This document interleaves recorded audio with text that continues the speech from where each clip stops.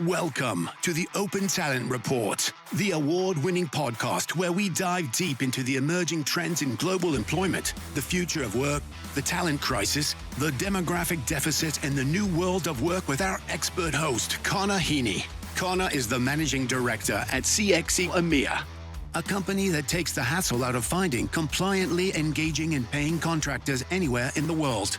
In this podcast, Connor brings you captivating conversations with top CEOs, visionary founders, and industry experts. Together, they shed light on all things open talent and the evolving nature of work itself.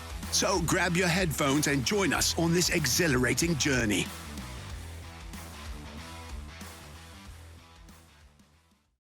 Hello and welcome to this week's show, where we are delighted to be joined by Marion Van Happen, CEO of HeadFirst Group, one of the most interesting companies in the human capital sector. For those of you who don't know, HeadFirst have been acquiring companies over the last 10 years and recently acquired the global leader Impellam Group. HeadFirst revenues for the period 2023 were stellar. Some highlights below. So we had 2.6 billion in spend at HeadFirst Group, 76 million in gross margin, and a whopping EBITDA conversion of 50%, and that was on top of 20% year-on-year gross margin growth. So I think it's fair to say, Marion, that you lead a global success story. We're absolutely delighted that you've joined us on the show today. I know it's been an incredibly busy year for you and your team. We can't wait to hear more about the HeadFirst Group, but of course, we'd like to hear your story. So before we begin, Marion, how are you doing? How's life? Yeah, I'm great. Thanks again for the invitation, Connor. I know we tried to make some more appointments, but it was quite busy, and I'm always busy doing business and having my team growing the business, of course. So business first, then the fun, and I'm really looking forward to have this conversation. Well, thank you, Marion. And listen, we're delighted to have you as our guest, and of course, business first. So, Marion, just for the benefit of our audience, and just because I'm naturally curious, what's your story? How did you go on this wonderful career journey where you've been CEO of the HeadFirst Group? Can you share your story with our audience? Yeah, I've been in HR for over 20 years. Started out with a company it's called USG People. It was based in the Netherlands, and after acquired by Recruit Holdings, also the owner of Indeed and Glassdoor. And I was in the board of directors in the Netherlands in the last 3 years of my career there. And I'm now in my third year as a CEO of HeadFirst Group, and enjoying myself a lot with the colleagues I'm gathering. We've been growing from 230 colleagues up to now 450 colleagues. Wow. So we're growing as a company, as teams, growing the business in the Netherlands and outside of the Netherlands, doing business in over 15 countries. Wow. And Marion, I can't wait to delve further into the detail, because, you know, unless you've been hiding under a rock in the contingent and human capital world, most of our listeners will be aware of the HeadFirst acquisition of Impellam Group. So we're gonna look at that in a few minutes. But Marion, when you were coming out of school or college or university, what was your journey like? What attracted you to this sector? Well, I finished my economics studies, and studied for over a year, almost 2 years in the United States, around Chicago area.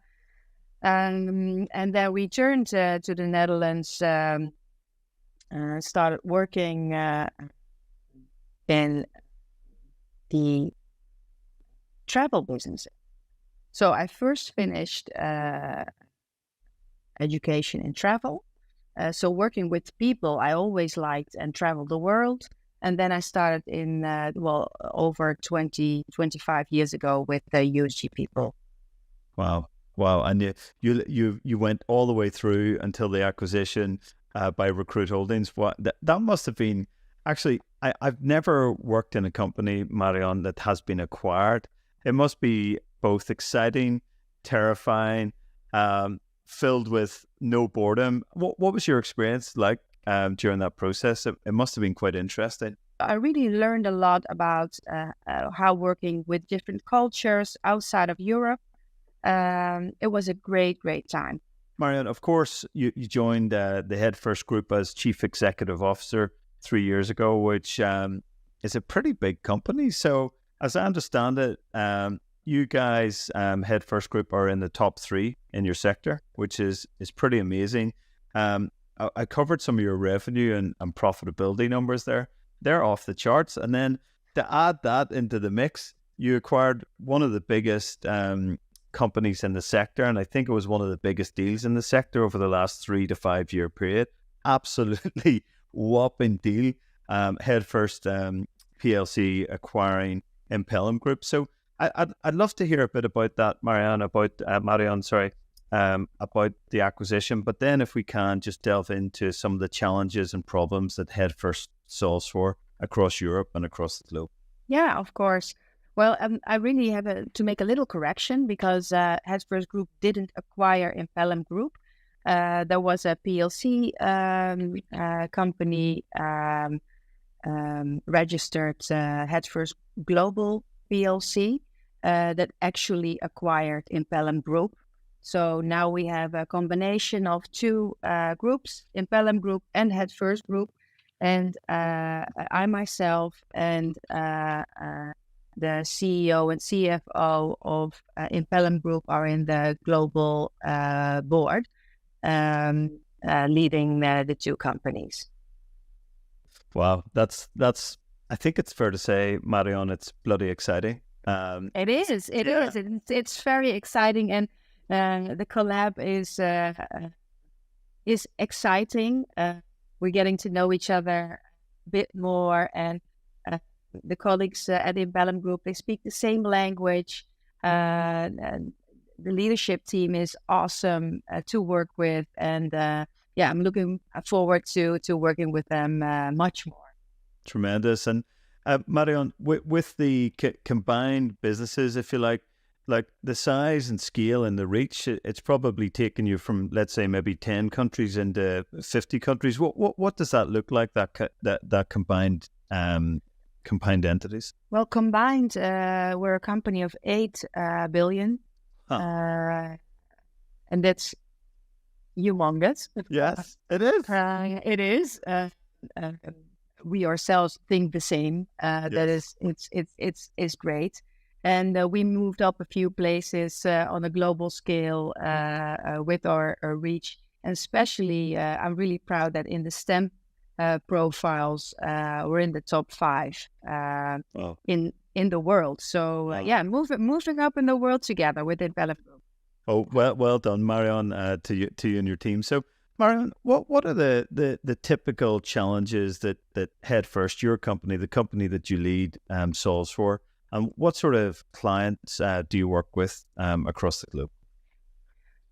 We work both with public clients, mainly in the Netherlands and in Belgium, and with private clients. And the private clients usually have more countries to serve. So it is financial institutions, insurances, to IT companies, retail. It's across everything, all sectors we cover. Well, and Marion, what does HeadFirst do for your clients? What are the range of services that your company provides? We are growing towards a real HR tech company, offering a one-stop shopping experience. So for every contingent ask, we have a solution. So we configure for every and each ask of clients what they need in their maturity state of handling contingent workforce. Marion, I think that might give your company quite an advantage, because I think if you were to look at some of your competitors globally, the top 10, most of their solutions are what would be described as black box.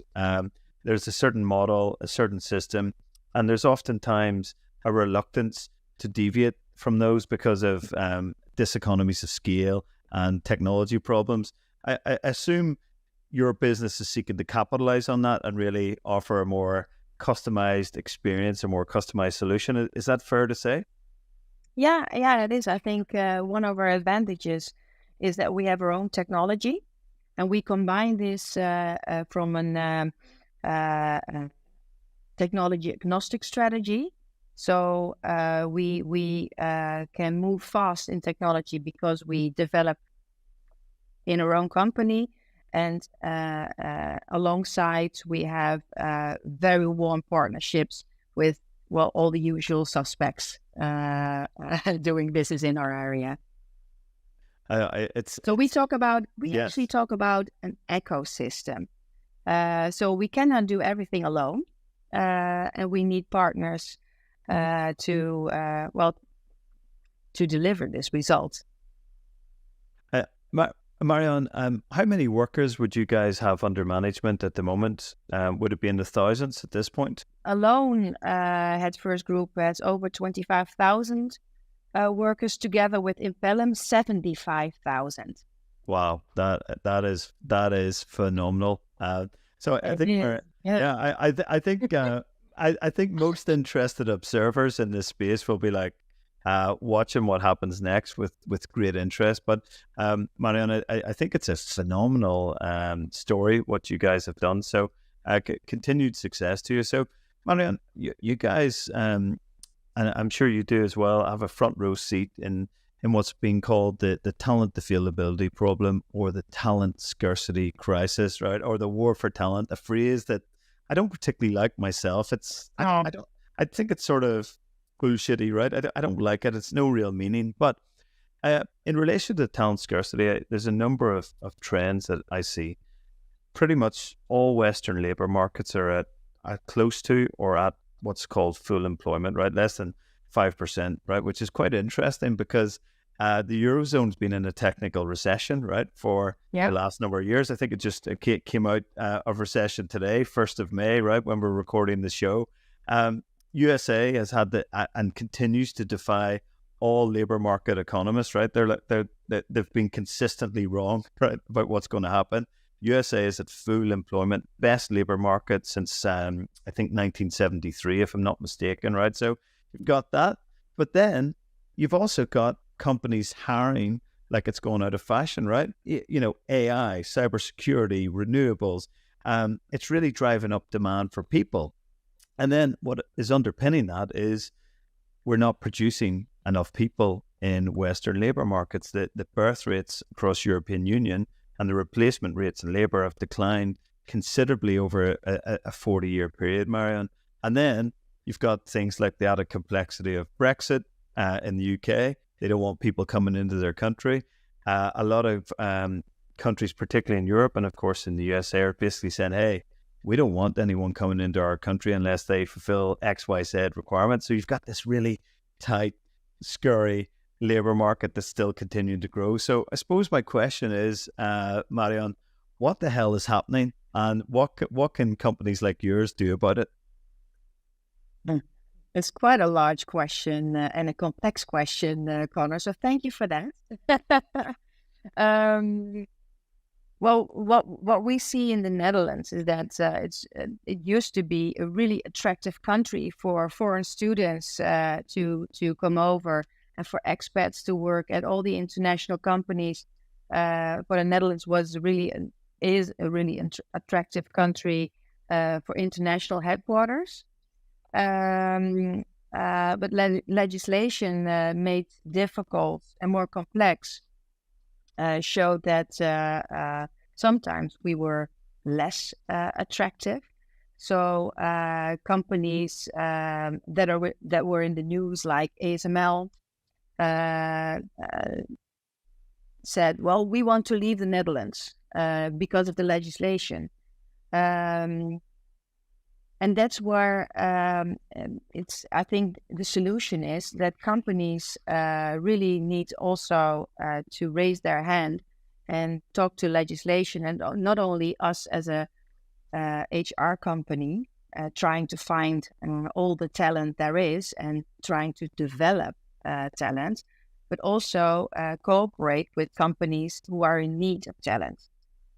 And I think partnering together with our clients and engaging on workforce planning helps us to find the right talent and create the right talent, but also create the ecosystem that is able to prepare for the right talent to be there in a couple of years, especially with the energy transition and our global warming problem.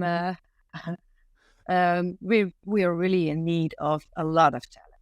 Yeah, I agree. And the problem looks only to be getting worse. And of course, I want to talk about AI and potentially its impact, positive or negative, on jobs. And we'll come on to that, Marion. But one of the things that strikes me about having done a lot of business in the Netherlands is the legislation around freelancers and independent contractors. It looks, Marion, and I know you guys had a report on this recently, I think, it looks like it's starting to become much stricter again. Is that fair comment? Yeah, it sure looks like it. And I'm really worried about this. One of my tasks is also to, since we're a leader in this area in the Netherlands, to have a public affairs agenda. And we think this is going the wrong way, because in the past years, there are more and more people who want to work as a freelancer. But the legislation says, no, we want to have everyone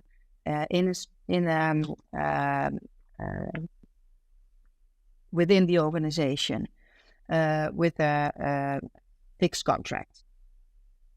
But that's a really hard discussion, because the legislation is not looking at what's happening in the world. Yes. And I think that's not only in the Netherlands the case, but it's also happening everywhere in the world, which is really worrying for creating talent and having people also moving to different companies. So what we see is that people stay in their jobs, and we need the mobility, especially with people retiring in the next 10 years. We need a lot of people moving to different jobs, developing, and it worries me and keeps me sometimes out of my sleep. Yeah, I like Marion. I share your concerns. Right, it seems that the labor markets are becoming ever more inflexible as opposed to flexible. Right, and I think the end user companies don't want that, right? Because they want to move, if you like, from a fixed cost of employment to a variable cost model, which is, as you and I will appreciate, and most of our listeners, means contractors, means freelancers. You bring the people in, she or he or they, for a specific job, for a specific task, for a specific time at a specific rate. You put the appropriate contractual model in place.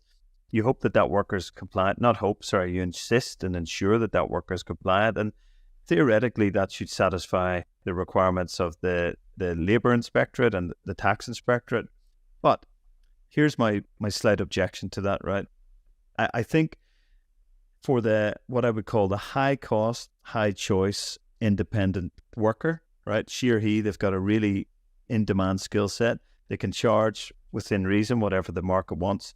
This strangles the labour market, and I share your concerns. I don't agree with that. But here's where I am concerned also. For the workers at the bottom, what I would describe, Marion, as the low choice, no choice, the gig workers that are doing really difficult jobs, right? Sometimes they're immigrants, sometimes they're not educated, sometimes they've got poor economic opportunity, right? It's hard for them to become a CEO or a managing director or to work up the ladder. They have to do those jobs. For me, those workers should be protected, and that part of the labour market should be less flexible, right? And I think that's the problem with some of the regulations. It captures everyone when it should really be looking at the smallest. Yes, that's on point, Connor.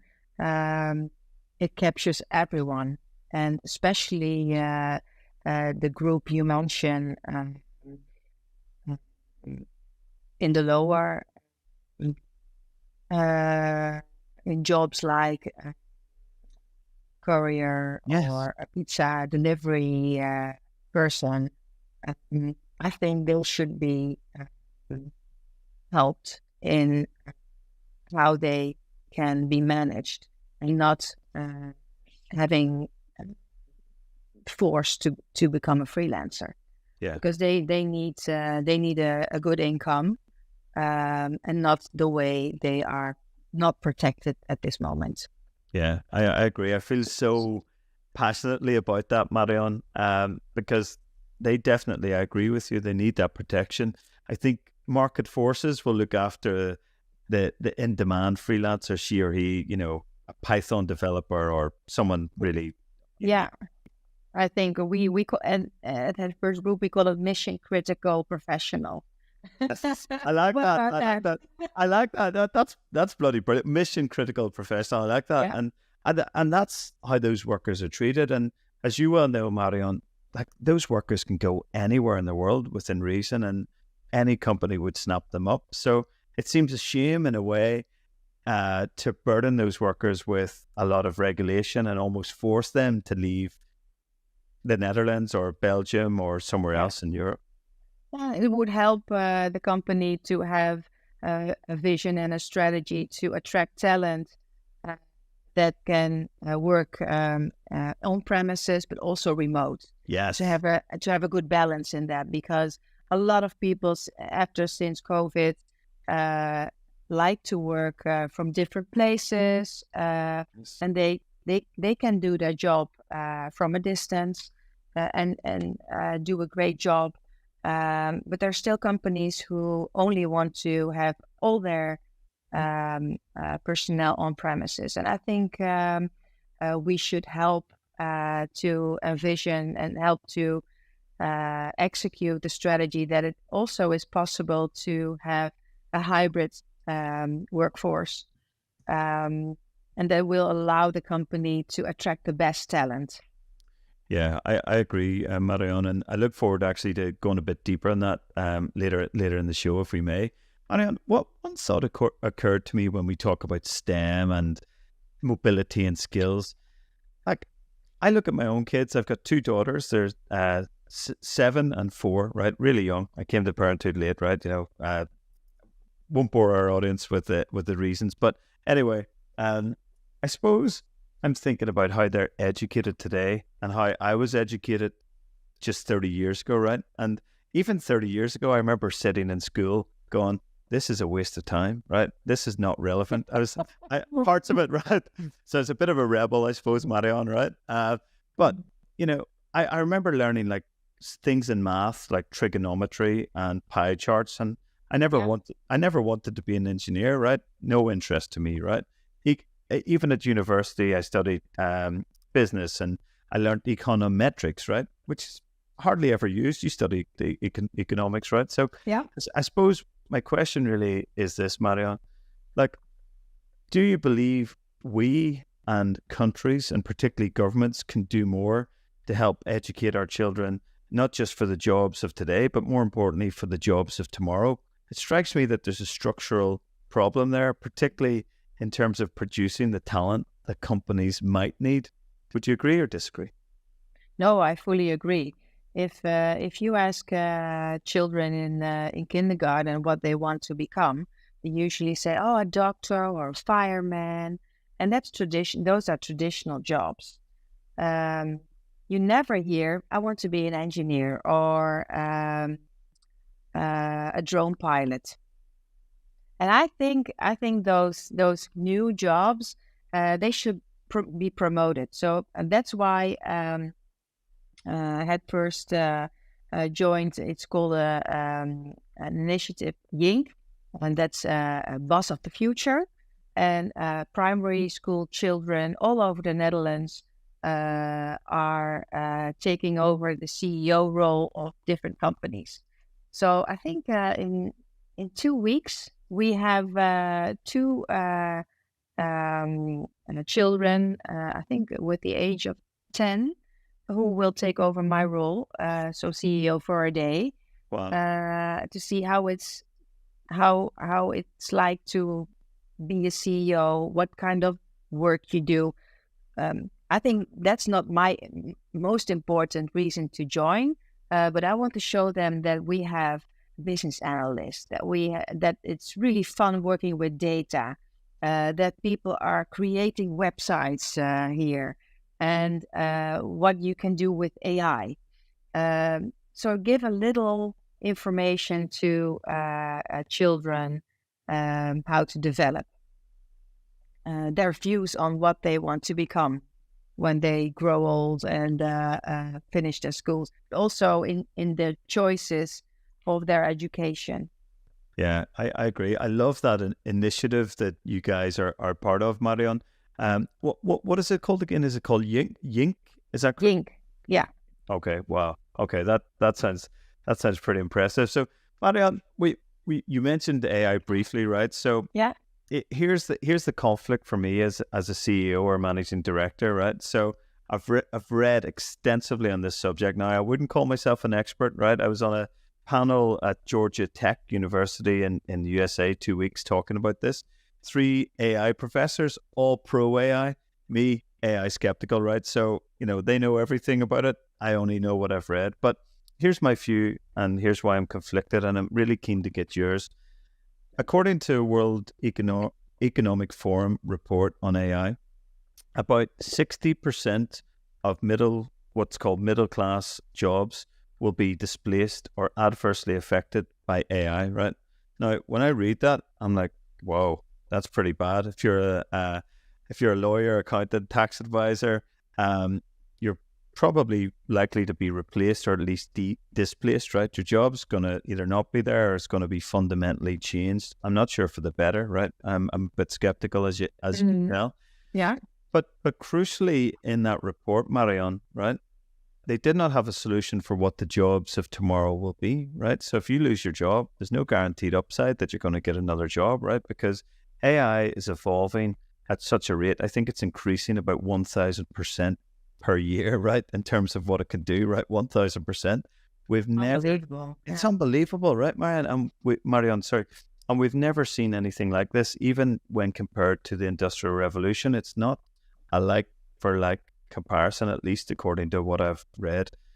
So I suppose as a business leader, right, I'm like, okay, I know I need to invest in AI. We're investing in AI, but potentially the net of that is that jobs are going to be lost, right? And it's not guaranteed that those jobs are going to be replaced or augmented. So I suppose my question for you, Marion, is where do you stand on this issue? Are you conflicted like me, or are you just like, clear, I'm the CEO, we're going to invest in this, it's going to make our business brilliant, and the societal impact, it doesn't matter? What's your read? Well, society matters to me and also to the company. So AI is I think it's really interesting, like you mentioned, how fast its evolution is happening, and I myself like to work with ChatGPT and test with Copilot, and I'm really interested in the new technologies. But as a CEO, I have to be careful because we are an HR tech company. We have lots of data, and we are a trusted company. So we need to choose carefully what we do and where we use AI from a perspective that it's safe, compliant, but also to have the diversity and inclusion discussion. And that's really a huge topic. So we decided that we have a pilot now. We're using AI to transcribe and help consultants to do the boring work, and the administrative work, because they're all commercial and they don't like to write everything down. So AI is helping them. But the matching, a person, a human, is making the match for the client. So we put human touch, and so it's tech enables touch. And we put the human where its value is best. And I think human is still in charge. And will be in charge.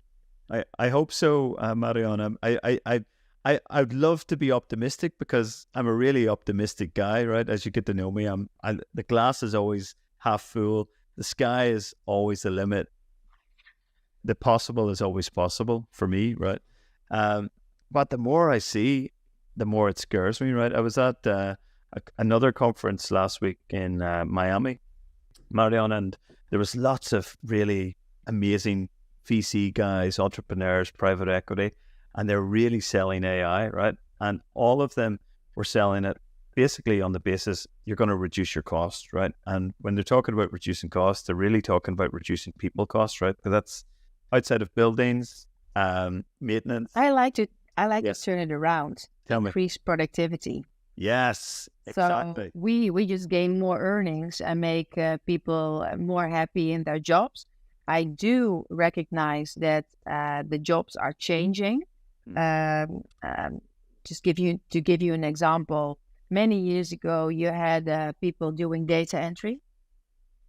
Well, we first robotized that, then we automate that, and now we use AI to help. And you see that the person who was responsible for the data entry now is more an operator role, and an organizing. The automation is doing its right job. So yeah, jobs are changing, and some will disappear, like you said before.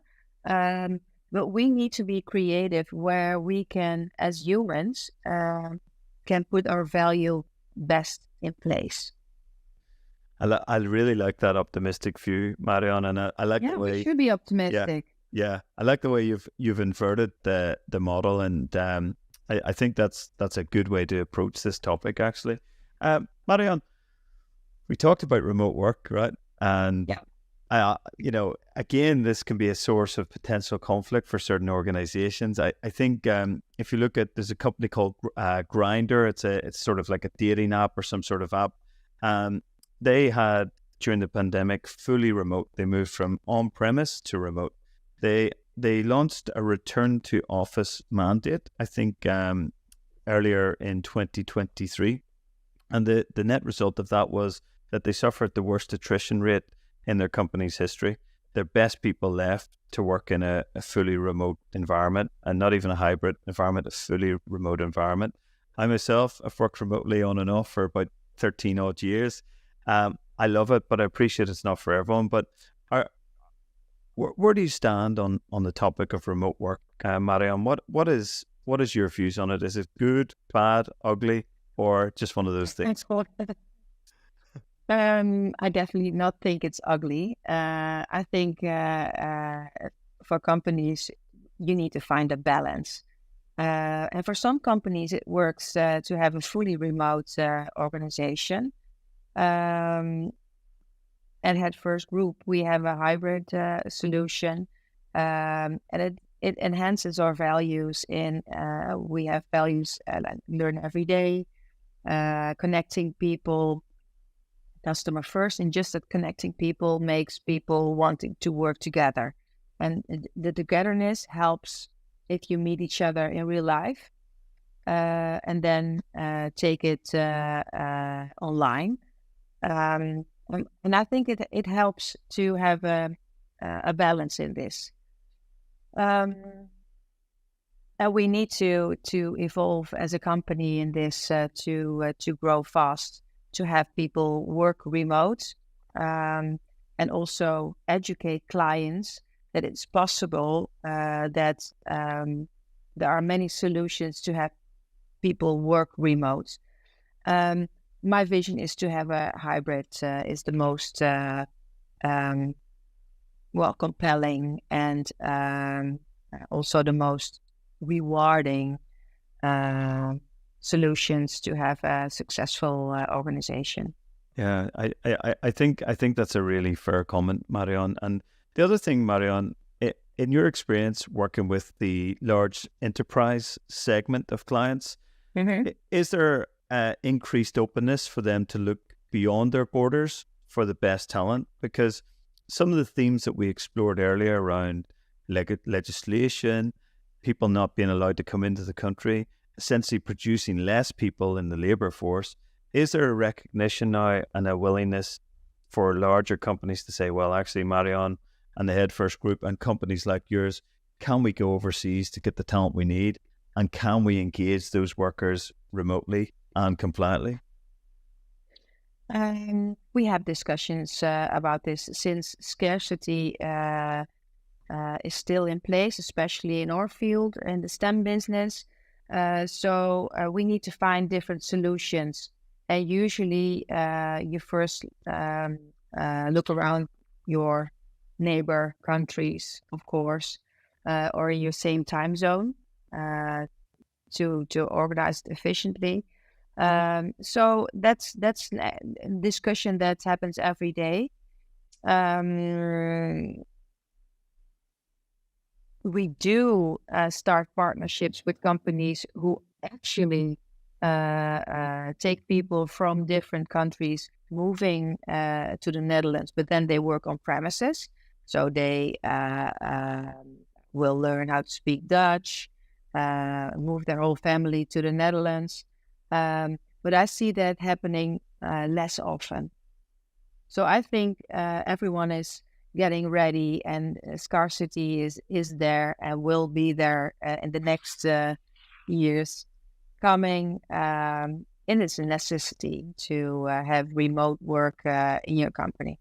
Yeah, I agree. I think there's a trite phrase, Marion, that the trend is your friend. But I think for companies like yours and companies like ours, this is a really positive trend for, I hope, our continued business growth. Marion, you've been in the staffing, HR, tech, and human capital sector for about 20 years, something like that. Is that correct, roughly? Yes. For over 20 years. Over 20 years. Well, you started very young. I think we can all accept that. But right, Marion. Likewise, I've been in the staffing, human capital, HR, tech sector for coming up to 20 years. And my question is, during that over 20-year period, are you surprised by how much the sector has changed, or do you think on a general basis it still has a long way to go to make it more modern, to make it more capital efficient, to make it more, I suppose, with the modern times? I think the HR business is really traditional because it's still the human who is doing the business with one another. It's a trust that you as a person gives the organization you work with. And we still need to learn how to do business more remotely and trust technology.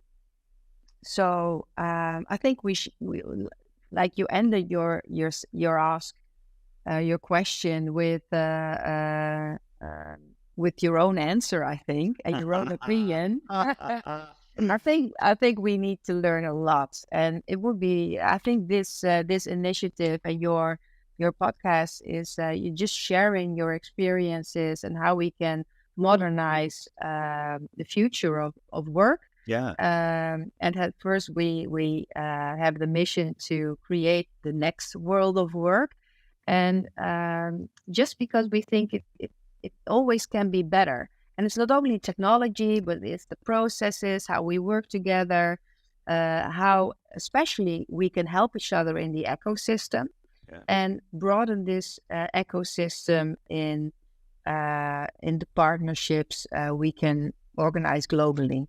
Yeah, I agree, Marion. It does strike me, though, thinking back to my early part of my career in recruitment, right back in 2007, Marion.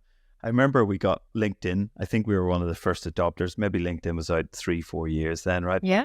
It was so modern and so new. And I'd been working with guys who were maybe 10 or 15 years older than me, right? And I remember them telling me that they had to send like CVs by post or courier or DHL or whatever the provider was. Fax, yes, fax. And so they moved from courier to fax to email. And then you had the ATSs, like the applicant tracking systems. There's so many of them. And then on contingent, you had the vendor management systems. And I think there's been incremental progress in the recruitment sector, but I don't think there's been transformational change on a general basis. Like I always look to the stock markets in the 1980s, right? Marion, you'll appreciate this as a Dutchie, right? You know, the home of trading, right? You know, the Dutch stock exchange, open outcry. The traders and the brokers were shouting their orders in the 80s, very busy, very aggressive type environment. And then, you know, the big bang came and technology disintermediated that whole process, made it extremely efficient and effective. But it strikes me, Marion, like we haven't really seen that disintermediation yet in the sector, but I think the sector is ripe for disintermediation through a combination of tech, talent, people. What's your take on that? Because you've got a HR tech company, part people, part tech, marketplace, FMS, VMS, ATS, CRM. What's your take on it? Like you're obviously doing something different, Marion, compared to some of your competitors. What's your take on it? Is it a sector ripe for disintermediation or no? I would say yes, because that's what we're doing. But it's also I always have to explain that we're 2.6 billion, but we're only with 450 people. So our productivity goes through the roof. Yes. And the reason why we have these fantastic results is because of our target operating model. Yes. And it's tech enables touch. And we have found a balance. And I even think we can, so we grow every year in this productivity rate. And I think we even can do better in this and be more efficient and more lean, organized. We work in Scrum teams. Way of working, we try to make it every day a little bit better. And that vision helps me to tell everyone in the company, but also in the market, that we can do better with all of us. Yes. And I think that we say we dare to lead. So we make many mistakes.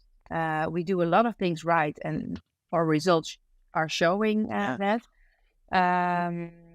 But I think the market is ready, and the companies in need of talent need us to speed up transformation. Yeah, I agree. So let's partner up and combine brain power and get it going. That's what I love about you, Marion. You're very straightforward, but also a really amazing visionary. But I think, if I look at the publicly quoted competitors of yours in the top 10 in the global HR recruitment sector, Marion, I think they would kill for your EBITDA conversion. I mean, I think it was 49% from memory, which I think is probably the best out of any of them. Right, so it's over 50 actually, but wow. Okay, yeah, we're very proud of that too, and yes. Yeah, bloody brilliant. So well done, Marion, to you and your team, of course. But so Marion, unfortunately, our conversation is coming to a close. But I'd like to ask you a question that I ask all of our guests, which is the following: what, if any, Marion, is your prediction or predictions for the future of work? Well, I told you that our mission is to create a next world of work, and I would envision a more increasingly tech enables touch, and especially partner up with one another and create this ecosystem of specialists in staffing, in experts in specific fields, our company is managing the labor market. So we partner up with many companies. And I would like to together transform this journey to transform the HR business together. Yeah, Marion, I think there's unlimited possibilities in that respect. And I think it's such an exciting time for leaders like you and leaders like me in our sector, because there's just so many cool things going on, right? Labor scarcity, talent availability, demographic deficit, growing populations, more regulations, more demand, more new jobs, AI. It's an incredibly exciting time to be in our sector. And I love all the things that we've discussed today, Marion. I love your directness, your vision, where your company's going and how you're driving it in the right direction. And of course, I wish you every success, Marion, in your role, and can't wait to see what happens in this space. So thanks so much for your time today. Really appreciate it. Thank you, Connor, for the invitation, and we'll of course stay connected and partner up. We will indeed, and thank you. And Marion, just in case any of our audience wants to reach out to you and your team to hear more about HeadFirst, what's the best way to get in touch? You can contact me, of course, via all kinds of socials. So reach out if you want to know more about the company or me, and I'm looking forward to it. Great stuff, Marion. Well, Marion, enjoy the rest of your day, and thanks again for your time. Really great to have you on the show. Thank you. Thank you. Thank you. Thank you for listening to the Open Talent Report with Connor Heaney. If you found this podcast informative and engaging, make sure you subscribe, tell your friends, and follow us on all your favorite streaming platforms.